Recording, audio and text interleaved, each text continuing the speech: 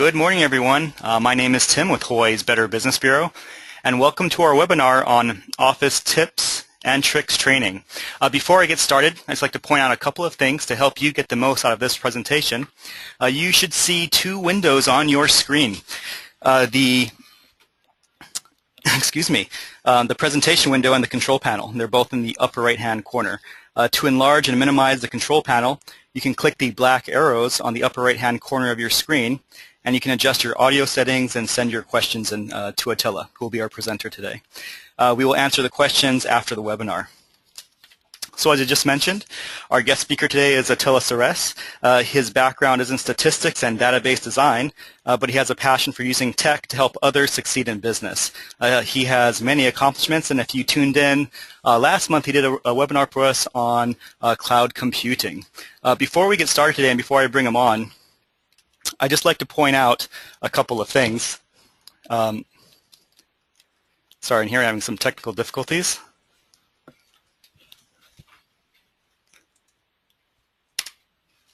Okay, so for all of you businesses out there, there is a survey that's going on. It's put on by Hawaii Business Magazine. This survey will basically help your business. It's for the best places to work in Hawaii. And this survey will help your business. It helps tens of thousands of employees and hundreds of companies across Hawaii take part in this every year. This is the only free employee engagement survey in the state of Hawaii. And they have extended this opportunity to businesses in Hawaii to register by October the 24th. So if you register to take this survey, you're not going to take it immediately, but you're just registering so that someone will contact you later in the course of the year to then take the survey. Registering for the survey is fairly quick. You can do it by going to the registration link on this page. It's hawaiibusiness.com/engage. Or if you have any questions, you can call Ephraim at Hawaii Business at 534-7537. And now I'm going to bring on Attila, the owner of SOS Tech Solutions, and a pretty cool guy. Attila? Thank you, Tim. I appreciate that. And of course, you forgot the most important one, which was good looking. So thank you for that. So thank you guys so much for tuning in today, and I appreciate you taking time out of your busy morning. My name again is Attila Seres. I'm the president of SOS Tech Solutions, and we're broadcasting this webinar live out of the Better Business Bureau headquarters. That's in Suite 615 of 1132 Bishop Street. And for those of you Better Business Bureau members, just wanted to reiterate our appreciation for all the work that the Better Business Bureau does do in the community and how valuable they are to us small to medium-sized business owners who are looking to do better with their business and protect themselves against changing times. So thank you for that, Tim. Now, of course, I always like to start presentations and training in general with a story. So I'm going to start with one. And so once upon a time, there was a very strong woodcutter, and he asked for a job from a timber merchant, and he got it. The pay was good, and so were the work conditions, and for that reason, the woodcutter was determined to do his very best. Now, his boss gave him an axe and showed him the area of the forest where he was to work. Now, the first day, the woodcutter cut down 18 trees, and his boss was really impressed and said, "Well done, keep it up. You are our best woodcutter yet." Now, motivated by his boss's words, the woodcutter tried even harder the next day, but he only cut down 15 trees. The third day, he tried even harder, but only cut down 10. Day after day, the woodcutter cut down fewer and fewer trees.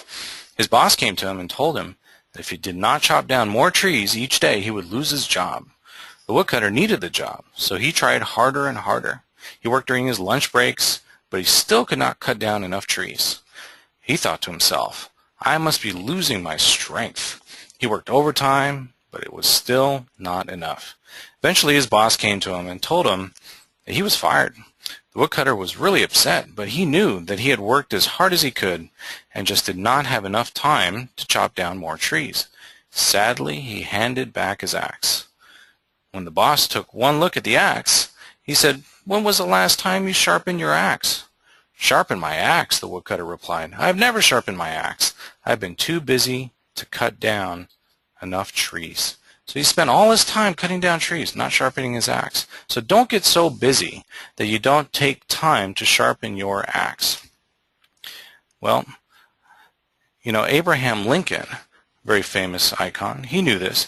He's regarded as one of the most important presidents in American history and was well known for his energy, productivity, and his productivity secret was to use sharper tools to get the job done more efficiently.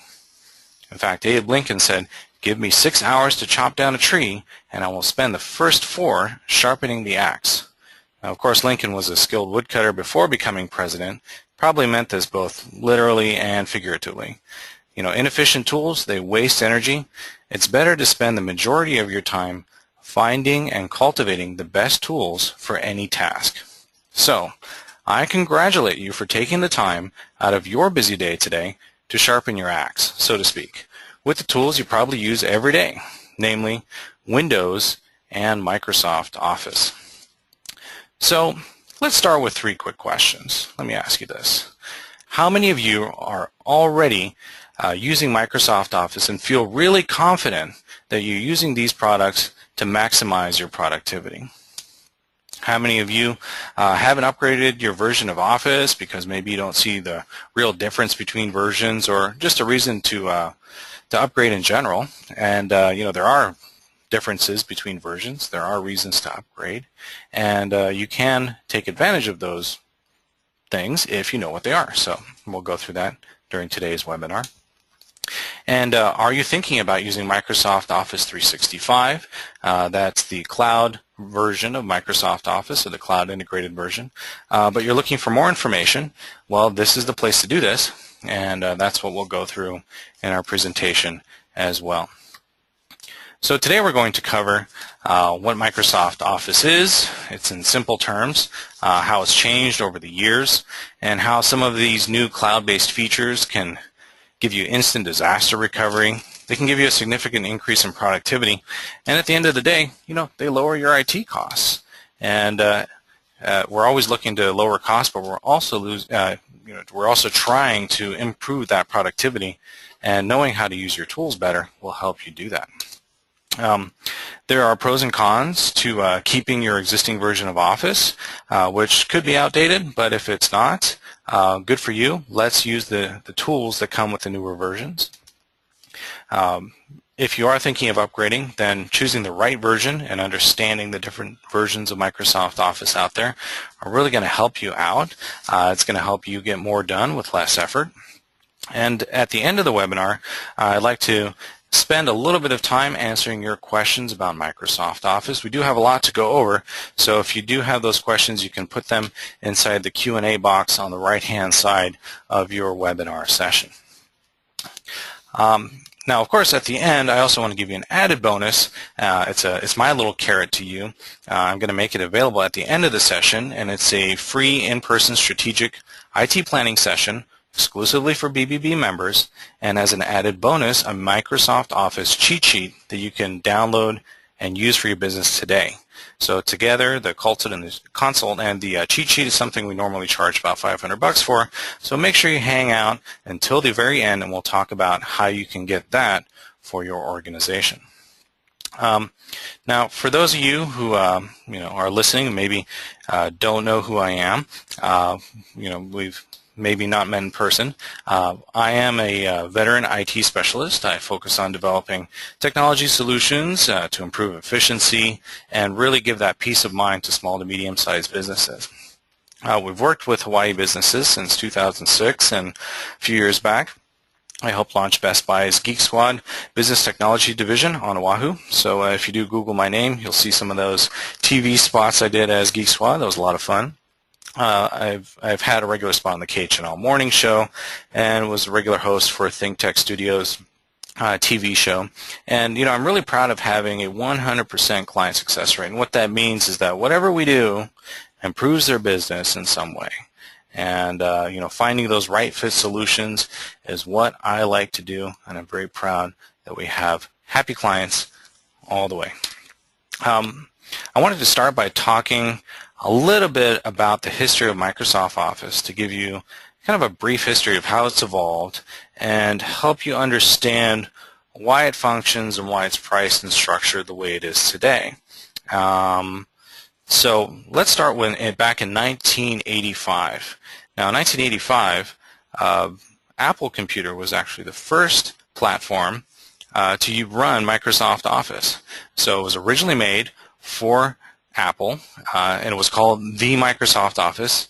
It wasn't until 5 years later when it launched in 1990 for Windows. And in 1990, it was known as Office 1.0, and it included Word, Excel, and PowerPoint. And as a little bit of a side note, also in 1990, that same year, Microsoft became the first company to exceed $1 billion in sales in 1 year in all of history. So good times for Microsoft. They're still riding that wave today. And Microsoft Office has continued to evolve. In 1992, we saw Microsoft Office 3.0. That was the first release on a CD-ROM, which it doesn't sound so high-tech today, but it was at the time. In 1994, Office 4.3 was released, and in 1994, that version of Microsoft Office, that was the last version to support Windows 3.x, the NT architecture 3.1 and 3.5. And in 1995, that's probably when Microsoft really started getting its swing, and that was with Office 95. And it was released at the same time as Windows 95. And Microsoft began to standardize the names of the applications. So we had like Word 95, Excel 95, and so on, but we still didn't really have Outlook. And then Office 97, which is over here, there we go. Office 97 is released with Word, Excel, PowerPoint, and they started releasing things in floppy and CD-ROM formats. Very cool. And there was something that happened in the year 2000 that maybe you've forgotten about. There was that thing called Y2K. Y2K was actually a very real thing for those in the IT industry who went through it. There were many software platforms out there that did not work correctly or would not function correctly due to the Y2K switch. So 97, this version right here, Microsoft Office 97, was the first Y2K compliant one. And then it's really started taking off from there. In 1999, Office 2000 came out. And it was the last version to support Windows 95, so you can kind of see there's a 5-year pattern of depreciating the software schedule, and so you can kind of keep that in the back of your mind when you do make software purchases, is that there's about a 4 to 5 year window during which Microsoft will continue to support a piece of software on the platform that you're using. And then in 2001, Office XP was released. Now, this was actually kind of important because many of you who use Microsoft today probably use it in some sort of network or shared environment. So you have like an O drive or an S drive or a Q drive or an X drive or something like that where you guys have Word and Excel files. That's pretty common. See that a lot. Now, the idea is that Office XP finally allowed it to be used in those network shared environments. Very cool stuff. And so we continue to benefit from that all these years later.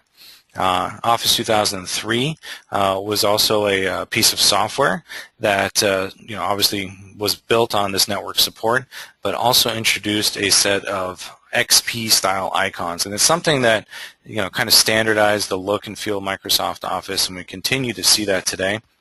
And as just a little bit of a side note, I still do see Microsoft Office 2003 in use in some businesses, and Microsoft officially stopped all support for this product in April of this year, and this is a few months ago. So they couldn't keep up with the number of infections and vulnerabilities with this product. So if you're listening and watching this presentation and you're still using Microsoft Office 2003, then for goodness sake, go out and upgrade before you get your systems infected by something that affects your business.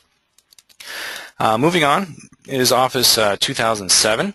That one definitely has the coolest box. It has this new user interface that has been driving people nuts for years. It's called the Fluent user interface. And after having the same interface for over 10 plus years, Microsoft decided to switch it up. And you know what? It's not going away, so either learn it or love it. That's the only recommendation I have for you. There's newer versions of the software that support the multi-threading, so there's 32 and 64 bits. So Office 2007 takes advantage of the new equipment that you're using. It's got a newer interface. Let's learn it and move on. There's also a little icon down here, which is Microsoft Office 365. That was launched in 2011, so just a few years ago. That's where Microsoft decided to start offering cloud-based email, calendaring, and Office applications. And as part of that, in Office 2010, they started integrating some of those online versions into the Office 365, and all kind of culminated in Microsoft Office 2013, which is a very thorough and big and complete product. We're not going to have a chance to go over a lot of it today, but we're going to go through kind of the core applications, which is, of course, Outlook, Excel, Word, and so on. Now, Office 2013, has a new pricing model, and it's starting to confuse some people. So I wanted to spend a little bit of time so you can see how Microsoft has restructured their pricing so that you know what you're getting. So there's three major versions of Microsoft Office we see on the street. There's the Home and Student, Home and Business, and there's a Professional version. Now, Home and Student is great. You'll see that a lot at retailers like Walmart and Office Depot, Office Max, Best Buy, so on. It retails for around $140. We see it on sale, kind of fluctuate within a $40 margin in that price range. There's the Home and Business, which is more applicable for business users. This is probably the most common middle of the road product. That runs around $220, and that's something that's same price everywhere. It's kind of price locked, so you'll get the same price on Microsoft Store as on Amazon as in retailers. And then there's the Professional version, which the major difference is publisher. That's what we see people asking for. That's around $400. There's also newer versions of other Microsoft products called Microsoft Project and Visio. Microsoft Project, Visio, and those two are also software products that are not really sold with Microsoft Office. They're sold as standalone products, which isn't necessarily bad, but they have that same subscription-based pricing model. And what that means is that you can either lease the software, or you can buy it outright. And Project starts at something around $1,000, and Visio, same kind of thing. So I think it's $600-700. But the idea is that you get this subscription model to lower the overall cost of ownership. So what I'm seeing business owners really attracted to is the subscription model. So the subscription model means that if you were to buy the professional piece of software, then you would pay roughly about $400 per month. But if you go with an Office 365 subscription, you get Office 2013, and you also get updates to that software every year as they come out. And now that's going to cost you roughly $825 per user per month. So if you do the math, the ROI is roughly 48 months, or about 4 years. So remember in an earlier slide how I mentioned that Microsoft Office is roughly supported for 4 to 5 years by Microsoft before it's depreciated, and they tell you to upgrade anyway. That ROI matches that schedule roughly. So we're seeing some push towards that, and of course you'll notice there's a $12.50 per user per month also cost. That's through Office 365. That's going to include the email and shared calendaring, those kind of features that you're probably going to be paying for anyway. And so the ROI is a little bit lower on that, but it's roughly the same. As a little bit of a side note, if you are listening and you are a nonprofit, then nonprofit pricing for these products is fantastic. I really encourage you to look at that.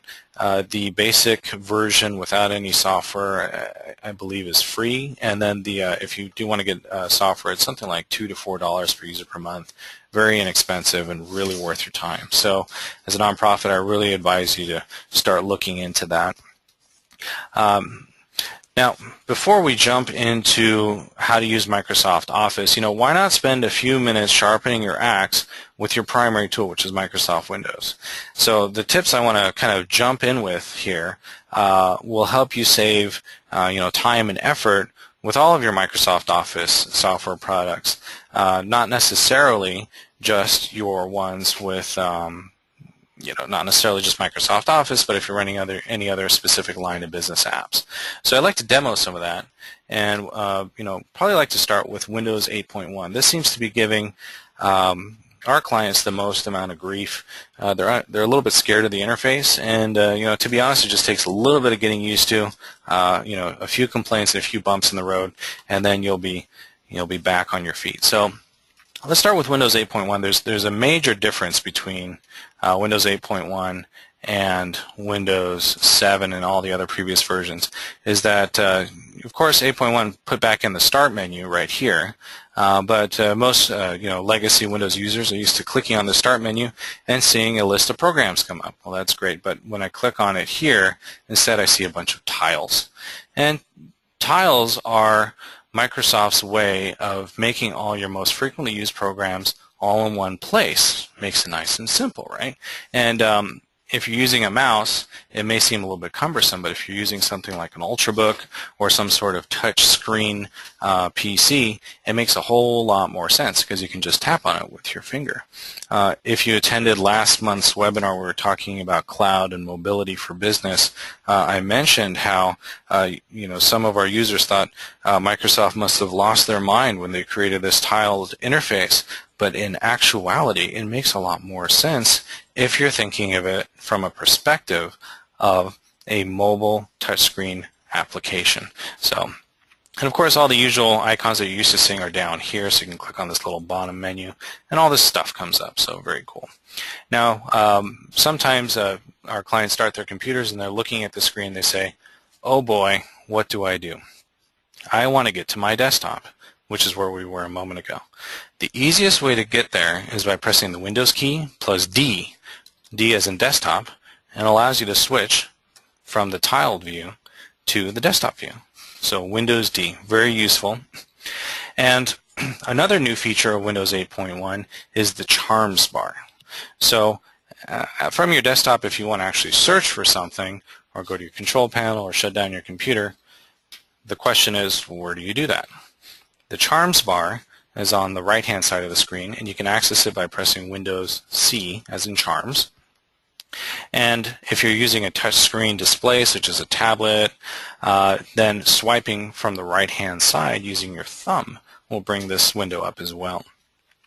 And from here, of course, you can look for your devices, you can shut down your computer, you can do all kinds of stuff, but that Charms bar on the right-hand side and the tile view are the two biggest differences in Windows 8.1. And once you understand that they're there and they're not meant to cause you grief, but they're meant to help you do things better, you can start to use them to be more productive. I'm going to bring up a web browser here, and let's bring up y.com. Right. If I want to bring up an application and then close it later, that's really easy to do. I can hit Alt F4. Alt F4 will close my browser window. So you saw how it disappeared. I can bring it back up again, of course. And here we go. We'll bring up. This is our website. And if I want to switch back and forth between this Chrome browser window and the Microsoft Publisher, I can hit Alt Tab.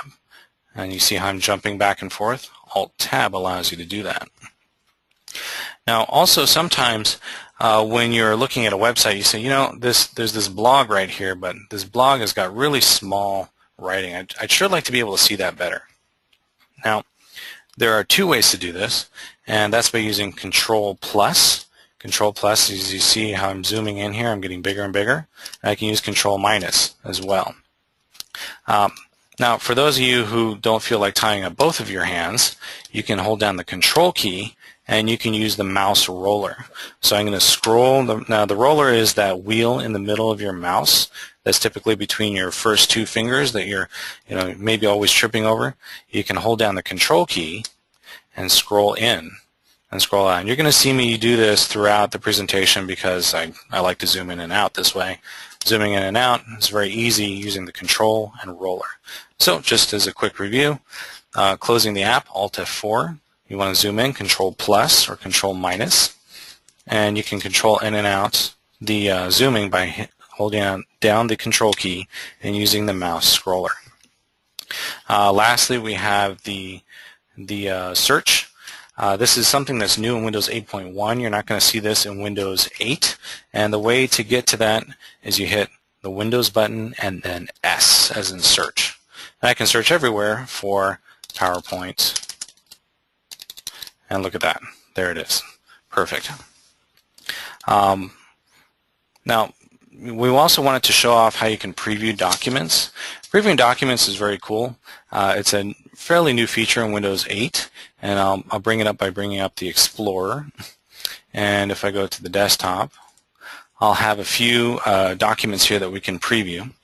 So the way to bring this up is you go to View over here, and then see this preview pane. If I go to the preview pane, it's going to show me what this document looks like. So I'll bring up Dave's thesis proposal. Bang, up it comes on my screen. So it's very easy to kind of jump back and forth between Excel documents and Word documents, and we're all good to go. Here we go. So you can see that. Cool. Of course, it'd be nice if we can be a little bit more efficient, so I'm going to give you a quick efficiency tip. I know we're running a little bit behind on time, so I'll speed up. So I'm going to search for something. I'm going to search for PowerPoint. And then what I can do with this is I have the option by right-clicking on it to pin to the start or pin to the taskbar. What this means is if I go to pin to taskbar, it's going to put it onto the taskbar so I can bring it up very easily in the future. Or I can right-click on it, I can pin to start. What that means is by going back to the Start menu, I now have PowerPoint 2013 right here. So easy to get to the most useful apps that you use every day on your Start menu. It's meant to be kind of idiot-proof. And the funny thing is, this kind of reminds me of the Microsoft DOS days when we used to build custom interfaces for our clients. This was before graphical user interfaces were really all that popular. That should tell you that I have some age behind me. And we used to create real simple menus just like this so that users wouldn't have to type complicated commands to launch a program. Bang, it's right here on the Start menu. What's old is new. Here's your case in point. Last thing I want to show you, which is a very cool tool. This is probably in your version of Windows, no matter what version you're running. This is called the snipping tool. Most people don't know about this. So check this out. I'm going to bring up the snipping tool. But first I'll bring up our web page. So I'm going to hit Alt-Tab, jump to our web page. I'm going to say, wow, this is a great article. I sure would like to share this article with someone else. Now the snipping tool lets me do that. So snipping tool. What this allows me to do is screen capture a part of the page and share it with someone else. So I can go to New, and I'll take a picture of this, and I'll snip this part of the page. And now, wow, look at that. It's a graphic. And I can take this graphic and I can save it as a JPEG image, or I can take this and email this out as an attachment. Look at that.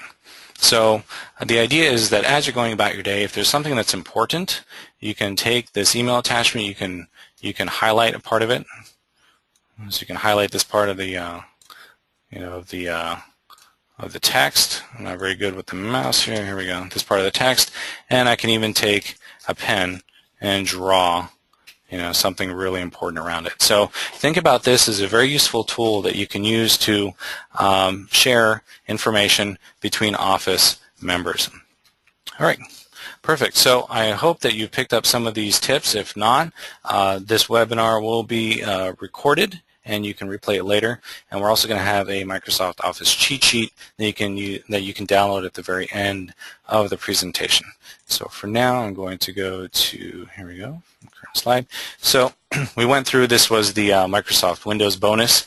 This is how to pin things to the Start menu, save snips, send snips to person. Very cool.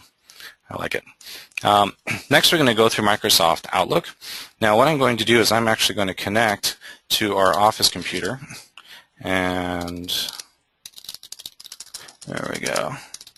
We set this up a lot for clients, and what it allows them to do is log into their computer from home and get to their Office and Word and every application that they have there. Oh, we must have a lot of viewers. It's getting a little slow here. There we go. Yes.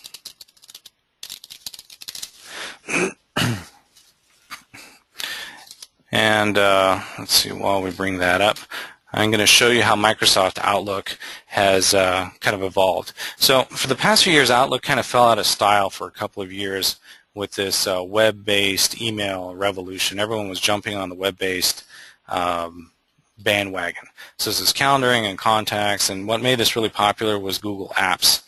And Google Apps is, kind of made everything web-based that was once Microsoft. However, there seems to be this nostalgia. So the demand for Outlook seems to be higher than ever. Businesses remember why they liked it so much. In Google Apps, we used to have, there we go. In Google Apps, we used to have, that kind of like this, these labels that people have. The idea with labels is that people generally don't like to categorize their emails based on labels. They like to do it versus using folders. So they like to also be able to search by sender, by date, and by subject. And those kind of things you can't do very easily with you can't do that very easily with Google Apps. All right, so we're going to try this one more time. Here we go. There we go.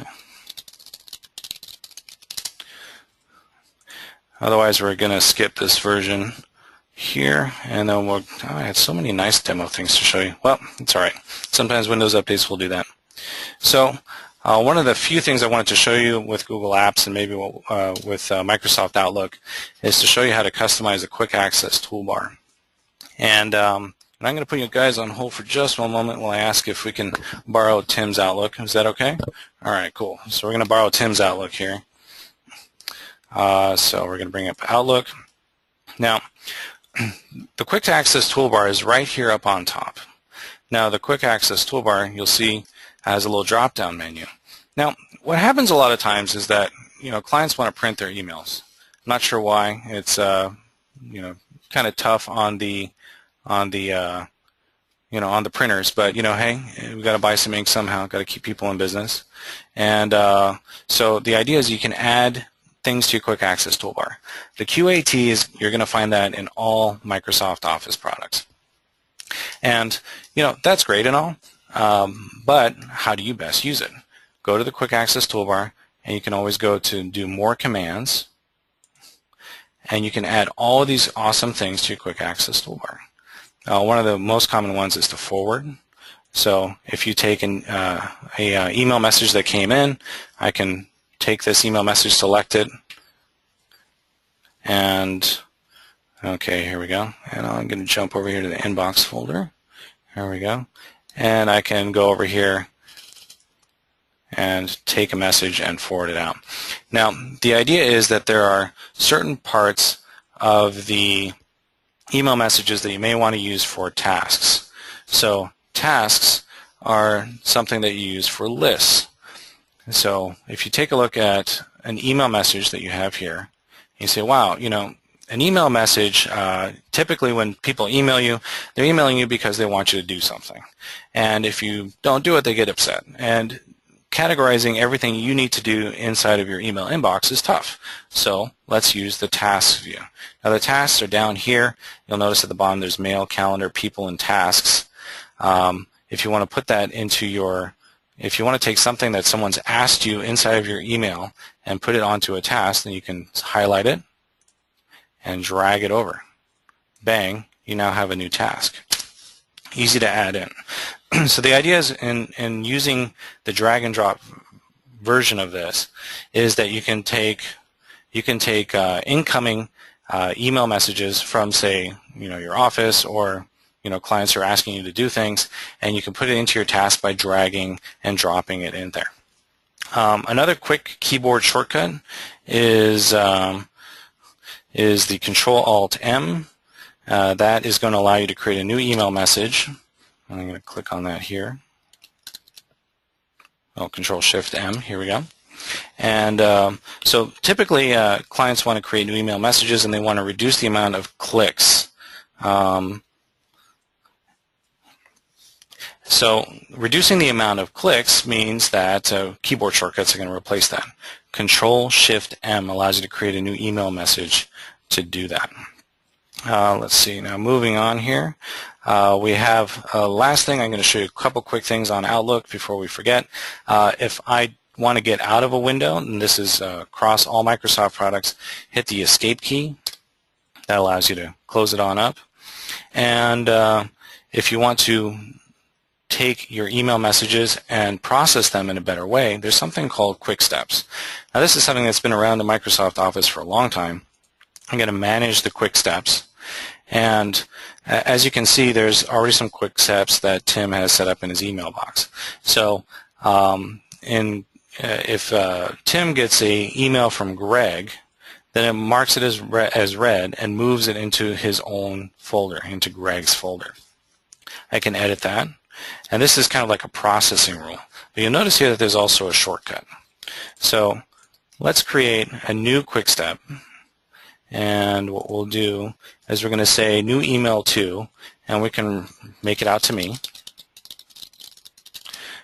All right, perfect.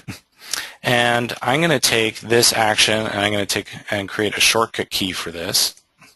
So new email message, and I'm going to choose a shortcut key, and we'll do Control-Shift-7. Sounds good. Perfect. So that means now that if I hit Control-Shift-7, it creates a new email message. Control-Shift-7. Well, it should have created it to me. Let's take a look here. There we go. New email message, and it's, oh, here we go. Got to put my name in here. Cool. And now if I hit Control-Shift-7, it creates a new email message to me. So if you're emailing the same people over and over each day, create a quick step for it.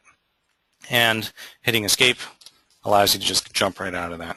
So Tim, I'll remove your quick step after the presentation. And but for now, if he ever wants to send me a quick email, Control-Shift-7 will allow him to do that. Last thing I wanted to show you was in the calendar view. You can go to calendar down here at the bottom, and Control-G allows you to jump to a specific date. So go to date. I'll let you do that. Let's try this one last time. Here we go.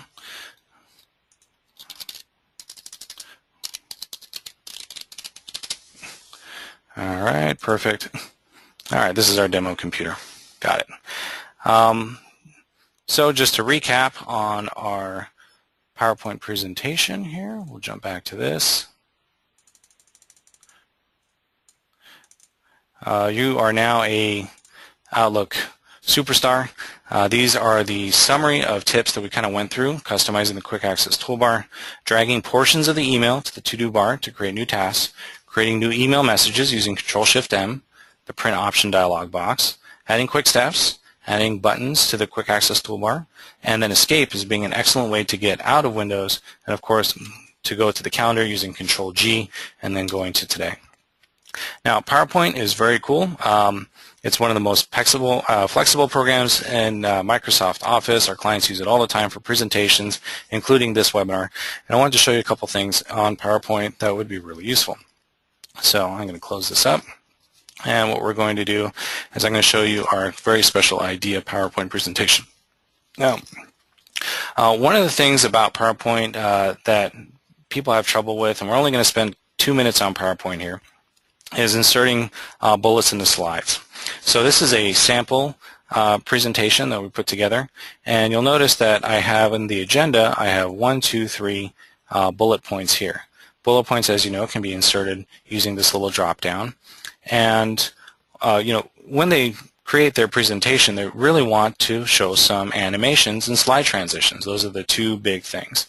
So if we want to put a slide transition from one slide to the next, that's the fun part. So we'll go to transitions here, and if I go to agenda, I can make it fade in, and you'll see how going between slides allows it to show. Now also, individual items within a slide can be brought up using animations. So animations, if we choose this one over here, will show how these things can split in, how they can fly in. And if you want to put it all together, then we can have a slide that has animations and slide-ins. And if you want to go to your animations bar, animations pane, this will kind of give you a preview of what to expect on that slide. So you'll see how this is a testimonial from one of our clients. It shows how we save them a bunch of money in annual fees and software licensing fees. And this is from our website. She's a great lady. And the idea is that you don't want to, my tip to you and that I want to leave you with, is to not put too much onto one slide. Transitions are great, but don't overuse them. I usually use the appear transition more than anything else. So here we go. So as they pop up, this can be kind of distracting. So instead, we can do something just like, none, and they just show up. All right, so the big ones, and this is why I'm kind of skipping through Microsoft Outlook because we're kind of running PowerPoint because we're running a little bit short on time, and everyone's really excited about Word and Excel, and I want to be able to get to Word and Excel without running out of time here and still be able to access some of your, answer some of your questions. So these are the ideas that we went through with PowerPoint. Cool. Now, Microsoft Excel. People still use Microsoft Excel for their P&L and balance sheet. Spreadsheet software by Lotus was actually one of the first software packages used for computers. It's incredibly useful and powerful. You don't need me to tell you that. What you do need is me to show you some tips and tricks. So jumping to Microsoft Excel, I have two quick Excel files to show you. There we go. We'll bring up Excel. All right, so this is something that's pretty typical that I see a lot of. So this is our company performance improvement with technology and investment. So we typically have one which is a description column. We have a numeric column here. We have a second numeric column. We have a formula applied, and then we have a percentage applied and an average applied. So those of you who are using Excel to put together things, this is kind of a good demonstration of all of the most commonly used items here. Now you'll notice over here I have numbers applied here. You can take a column, select it, right-click, and go to Format Cells, and you'll be able to choose what kind of format it should be showing these numbers in. For me, I used accounting with a $sign symbol. It's by default it's on general. So if I go to general, you're going to see it's just going to look like numbers. Kind of boring, right? I want it to be in accounting format. You'll see over here now we have a difference, and this is where it starts to get a little bit more interesting. See this little button here, this little sigma, auto sum? This allows you to do things. And if I click on sum, it's going to show me a highlight. So over here, I'll just show you the sum means obviously to add columns B12, so column B, row 12, through D12, and it'll add it together. Now my little formula, I have it actually doing D12 minus B12, simple math, and that's where I get this number from. And because I have it formatted, this column is well formatted in accounting format, it's going to have the same visual format as these other ones. So the sum feature, the auto sum feature, is actually really important, and we'll show that over here on the averages as well. The difference, this is the percentage point. You'll notice that there's a little button up here that says percentage. So what you want to do is you want to divide the target amount by the total amount to reach a percentage, and then the formatting is reached by clicking on the percentage button. So I'm going to use sum, and I'm going to divide these numbers up, and then I'll get an ROI on this also, and I was computed using the same way. The last column down over here, this last row, shows the averages. Averages are a pretty cool feature. So I can go to auto sum here, I can average, and it's going to take an average of all these numbers, and so their total technology investment. So our total technology investment average is roughly $390,000, and the difference in terms of ROI is roughly 12%. So we can auto sum this total amount, we'll put that together, and it'll average it together. So I'm going to show you how to do that without my numbers there. So I'm going to go to auto sum. I'm going to select average. It's going to take these two together. It's going to show 12%. That's it. So simple math and percentages, averages, that's like 99% of what most people use Outlook for. So there are a couple other formatting things that I see that I use sometimes. You can take two columns like this and you can merge and center them. That seems to be a big deal. And also with really long spreadsheets, sometimes it helps to be able to freeze panes. So I'm going to show you how to do that. So I'm going to minimize this, and I'm going to bring up another Excel file here. So if I go to View, then I can view these two things side by side.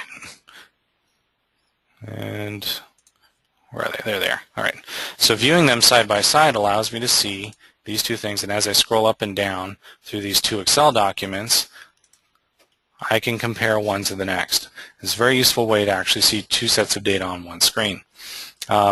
Now if I decide to take this and I can freeze this pane, see how I can freeze this pane? I can either freeze the top row or freeze what I have selected. So I'm just going to freeze the top row. What that means is as I scroll up and down, the top row you see is still shown, and this is very useful for very long spreadsheets. And to unfreeze them, if you get panicked, you click on freeze panes, unfreeze panes, and now it's unfrozen. All right, so we kind of went through with Excel. Quick access toolbar, of course, we already mentioned that earlier. Autofilling numbers and dates. What that means is as you start typing, it's going to fill it in with whatever you have in the past. So if I start typing the word averages, there you go. See, it's filled it in. Same idea. This is probably something you're pretty used to seeing. We did merging and center. We did freezing panes. Inserting and copying cells, these kind of things are also pretty basic, but if I wanted to insert, say, a row here, I can right-click over here on the row number. I can select Insert, and it's going to insert a row here for me, and I can put in new data.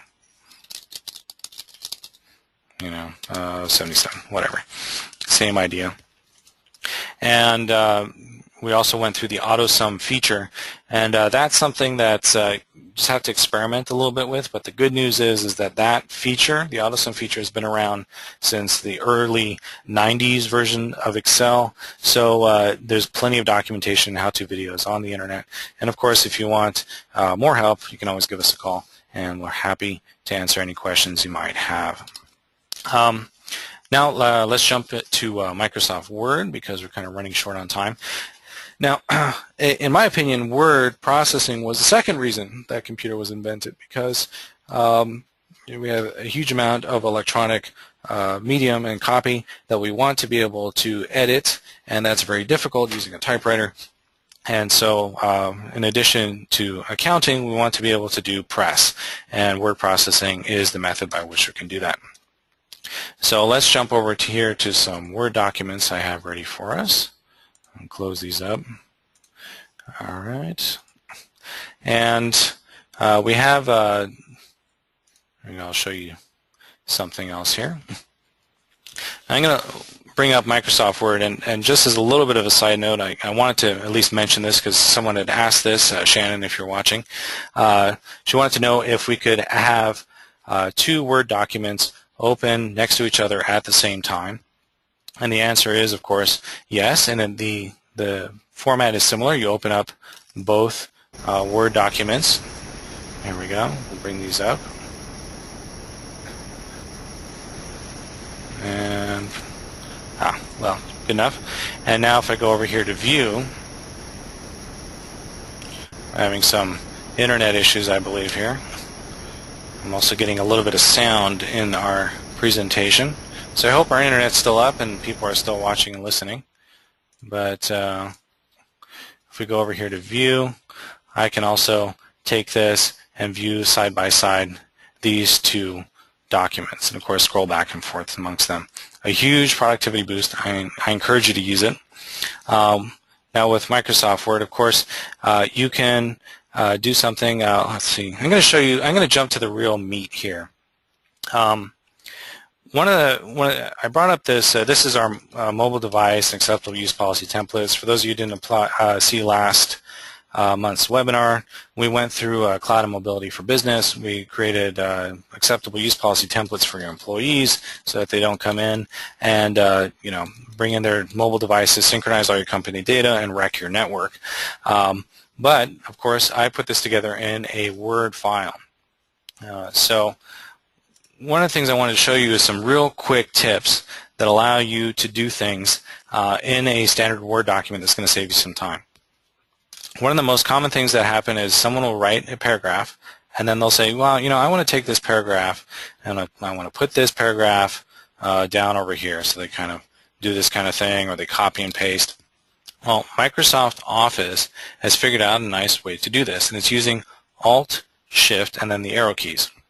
So I'm going to hit Alt, Shift, and the arrow keys. You notice I can now move this paragraph around between paragraphs. So it's a huge time saver when it comes to editing documents. So I'm moving this paragraph up and down, no problem. So I encourage you to use Alt, Shift, and then the up and down arrows to move your paragraphs back and forth. The other thing that comes up is formatting. So formatting, you can either take this paragraph here, I can right-click on it, and I can take this, here we go, we'll call this the brush, here we go. We'll go to the Home tab, and there's a Format Painter. Now, if I look at Format Painter, I can right-click on this, and there's a little painter here. Most people don't know what to do with this, but what this does is I can click on this, and now when I choose, I'll just choose this one here. That's a little bit more obvious. Here we go. Format the painter. I can choose. Now notice how my icon is turned into a little paintbrush. I can choose this text, and bang, now it has taken on the characteristics of this text up here. So I'll do that again for you, just so you can kind of see what it works. I choose this. I choose the little paintbrush, format the painter, and now I can choose this group of text, and it matches the same formatting characteristics: font, size, layout, etc. Right? It's centered, bold, and large as the previous one. So I can move this paragraph around very quickly. I can move this around using my keyboard, and then if I want to take on the characteristics and copy them over somewhere else, I can make this the same. So you see it's even removed my little checklist, my little check mark. So those are two very useful things that most people don't know about when it comes to Microsoft Word. One other thing that people don't really remember is that down over here on the bottom, this shows the number of words in the document, the number of pages. This is particularly important when you're trying to print something. Many businesses are paying per page, particularly when it comes to color. They can be paying up to 50 cents per page to print this stuff out. So knowing how many pages are just in the document before you go to the print preview view, it can be very useful. And let's see here. There's probably one other feature I probably want to show over here, but I think we're running short on time. But one last tip I'm going to leave you with, particularly when you're working with documents on a network, you can't just depend on just hitting the X and expecting your work to be saved. You really want to save your stuff first, hitting the Save button, and then closing the document. I can't tell you how many clients of ours have lost their data because they just kind of clicked the red X and they said, oh no, I just kind of clicked on no, I forgot to save my document. That document is gone. Your work is lost. So be sure to always save first before closing your document. One last bit I did want to show is another added bonus, but this is just a summary page of what we went through, is that there's a Microsoft Online templates. Now these are very, very cool. I encourage you to use them, and I'll show you how to get to them here as well. So we have a little browser here. There we go. So if you just Google Microsoft Office templates, you'll get to the website. It's like one of the first that comes up. But the idea is you have templates from Microsoft Office Online. And some of these you can actually buy. So there are some that are free and some that are not. But things like a nice little budget calculator, This is all inside of the web interface, so it's very cool stuff. I really encourage you to try to make your presentations and content much more professional using Microsoft templates because it's free, and it's one of the main reasons why I recommend people upgrade in the first place is because oftentimes they cannot use these new templates without the latest version of Microsoft Office. Cool. All right, so we've gone through some Microsoft Office tips and tricks, but really the bottom line is that you should be using Microsoft Office as a tool to maximize your productivity for you and your employees. But after this webinar, you're likely to go back to your busy workday and forget that we talked all about this great, useful tools. And I want to guide you in terms of what you can do as a next step action. So first thing I want you to do is go ahead and download the Microsoft Office cheat sheets. We have them up there on our website. They're for Microsoft Outlook, Microsoft Word, and Excel. Stick it up on your desk. Put it on the wall next to your desk. It'll save you a mountain of time. And set aside a little bit of time with you, with your employees, maybe at your next company meeting. Review some of these most commonly look at your most commonly performed tasks in your organization and see if you can use any of these tools to make them more efficient. See if you can take something that takes 30 seconds and cut it down to 5. And some of these tools will let you do that. And of course, this is looking at your Excel budget spreadsheets, Word sales letters. Look at your tips, and then of course, if you're using an older version of Microsoft Office, see if a benefit would be of see if upgrading would be of benefit to you. Sometimes your insurance may require you to be compliant. There are compliance issues all across the board. Older versions of Microsoft Office are subject to infection. We have macroviruses popping in all the time. Don't be running around with an old version of Microsoft Office because it can damage your organization. So this is only the beginning. I gave you an outline of what you need to be aware of with regards to Microsoft Office, but this is a bigger conversation. There's a lot more questions you need to think about here. If you're facing other productivity leaks or using outdated or dull tools, should you consider upgrading your equipment to recapture this lost productivity? Think about what other best practices can be improved with simple technology fixes. And really, are you using the best software and hardware out there? Are you following industry standards? In our experience, and I encourage you to do this on your own, is go to your vendors and have your staff regularly trained by them. It's not about the tools you use, it's how well you know how to use them. And these best practices are created by the vendors when they create the software. And it doesn't matter what industry you're in. For us, we have our own set of fancy tools that we use to monitor our clients' computers and apply patches and do remote access support. Those kind of tools, if we don't know how to use them 100%, we are not as efficient. And that's just our industry. Every industry has their own line of business apps. Go to your vendors, see if you can go back to them. And think about how your data is being backed up. Do you have a business continuity plan? How are you going to survive when something happens? And think about your decisions. Are they the most cost effective? Are you throwing money away? And of course, we can meet with you if you like. We can sit down and talk about where you are, where you're lacking, what's making it difficult to work, how are you exposed to risk, and then what do you want to be able to do, and we create a roadmap on how you can get there. And our specialty is creating action plans for upgrading your network. Think about where you can improve productivity, where it's appropriate, and work within your budget and your tolerance for risk. Now, of course, I did allow you, I put that carrot out there as my promise that you would receive a Microsoft Office cheat sheet. You can start improving your productivity today, and I'm going to give you a link to do that in just a moment, but really quick, 3 things you need to know. If you do go there and download and you do request a consult, I can only work with 8 companies. It's just, there's only so many hours in the day, and I put this out in the past, and I've gotten overwhelmed, so I want to make sure I can give you, the time you deserve. So please don't sign up for that if you're just mildly curious. And there's no sales pressure. I just want to sit down and meet with you and give you value. So I want to make sure I can help you if you need to. So without further ado, this is the link. The link is www.soshawaii.com/BBB Office. You can go there now and download the.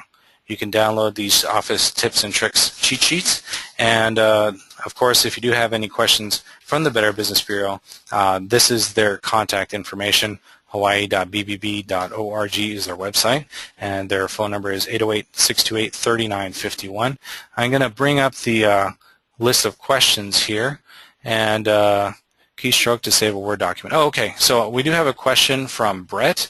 He'd like to know, how do you save a Word document really quickly?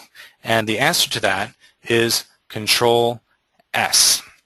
So Control S is one of the keyboard shortcuts. Control O allows you to open up another document. So Control O and Control S work the best way. And for those of you, I didn't go through the real basic keyboard shortcuts, but in Windows and in all applications, there's Control C to copy. There's Control V to paste. I'm sorry, Control C to copy, Control V to paste, and Control Z as in zebra to undo. So I think you saw me kind of doing things. I wasn't really paying attention, but if I make a change to something, I can undo that change without losing that. I have a second question here from Carol. Carol wanted to know is there a way to take data from one sheet in Excel and then copy it to another without losing the formula? And the answer is yes, you can. So you remember over here, I'm going to jump back to our sample Excel file, company performance improvement. Now the idea is I had lots of formulas here, and as I copy them over, you're going to notice that it automatically adjusts the formula based on, a little typo here, based on what the previous cells. So you'll notice, so if this is taking E12 and D12, that means that it's going to take E and D, the previous two. Now if I copy it over here, this is going to take G12 and F12, these previous two as well. So what you want to do is you want to make sure that your formula, right, is correct. You only need to copy it over once. And watch, I'm going to show you this really cool trick. You can take this formula now, you can copy it, and see how it's selected. And I'll select these cells here. I'll hit Control V to paste. So V as in Victor. Bang. Now my formula has been automatically calculated and moved over. And now all the math is there. All the numbers are just automatically tallied. And then if I want to make an auto sum of this, let's say I want to take the average of this new column, click on that. It already picks up the previous ones. Hit enter. Done. There's my average, 1,815%. Now I am respectful of your time. I know we're at the top of the hour. Let's see. I'm going to see if we have any other questions here. Can two people, this is from Judy, can two people work on the same Word document at once? And the answer to that is no. When Microsoft opens up a document, you'll notice there's a temporary file there that locks the file, so two people can't work on the same Word document or Excel document. But this is where the cloud comes in. And cloud computing is one way where the file itself is off in the internet and two people are working on the same file at the same time. You may have seen a series of Google ads that put out how their Google Docs platform allows two people to work on the same Excel spreadsheet at the same time. Office 365 also does the same thing. Sorry, Carol, I see you do have a second question, so I'll answer very quickly. You mentioned what about moving this data to another sheet? You can, and also what typically people do is they'll have like one sheet that'll have like a root set of information, so say like a list of customer mailing addresses. And on the second sheet, they'll link that data over. So maybe that's a more common practice. So if I create a second sheet over here, you'll notice if I copy this formula over, it's not going to know what to do with it. Right? It's going to get angry. So it can copy it over if you have some root data. So I'll copy over, let's say, 2 columns here. I'll copy this, Control C, Control V, and I'll double click on this column here to expand everything. I'm going to show you one more cool trick. I can select all this stuff and I can double click. Here we go. And it'll expand everything out for both columns. So I clicked on that. And then now if I copy a formula over, like let's say my ROI formula, see this ROI formula, I copy that, I put it over here, then it should have copied it over. Oh, there we go. So it did pick up A1, and of course I can fix my formula here, A2. So I fix the formula, I copy this, put it all through the rest of the column here, boom, puts it all over. I have a summary tab here. That's the same idea. So you can still copy these things back and forth. All right, Ronaldin, I know I've run a little bit over. Thank you for giving me a few moments to answer our customers' questions. I'm going to hand the microphone back over to you and put you back on with the PowerPoint presentation. Again, that URL is soshawaii.com/BBB Office. My name is Attila Suresh. Thank you so much for tuning in. If you have any questions or concerns, you can always contact the Better Business Bureau or me on my website. That's www.soshawaii.com. Here's Ronaldin. Thank you.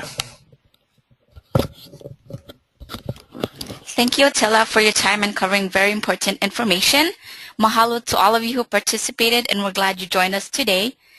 A brief survey will appear on your screen shortly. Your feedback is very important to us, so please take a few minutes to tell us what you thought of this webinar. And feel free to keep in touch with us at any time. Our contact information is on your screen.